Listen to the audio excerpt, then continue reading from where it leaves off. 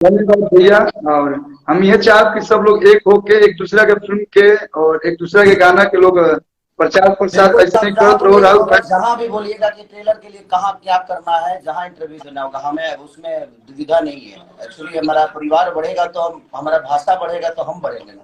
तो भाषा को बड़ा करना है, एक दूसरे को बड़ा तो हम लोग कितना करेंगे नहीं करेंगे मायने नहीं रखता, क्योंकि भाषा से बढ़ेंगे हम। ट्रेंडिंग स्टार खेसारी लाल को अपकमिंग फिल्म जो कि संघर्ष 2 का टीजर इतना पॉपुलर हो गया है कि साउथ से लेकर बॉलीवुड हर कलाकार इनको कहीं ना कहीं जो कि बधाइयां देने पे नहीं चूक रहे हैं।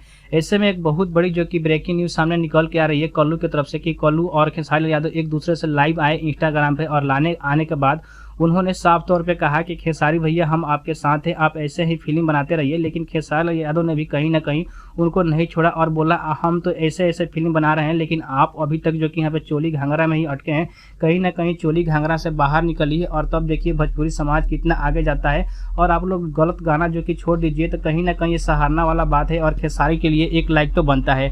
अगर हम बात करें खेसारी यादव का अपकमिंग फिल्म जो कि संघर्ष 2 का टीजर रिलीज हो चुका है, जिसका अगर हम कुल बजट की बात करें इस फिल्म का तो ये 20 से 25 करोड़ में टोटल फिल्म बनाई गई है। और ये फिल्म जो कि यहाँ पे हॉलीवुड और बॉलीवुड और साउथ को टक्कर देने वाली है। ऐसे में यहाँ पे खेसारी यादव ने लाइव में कहा कि चलिए हम तो ऐसे कर रहे हैं लेकिन अपने भाई जो भी आपके बड़े भाई हैं पवन सिंह, उनको समझाइए कि वो भी कहीं ना कहीं इस तरह का फिल्म बनाए और भोजपुरी समाज को आगे ले जाए।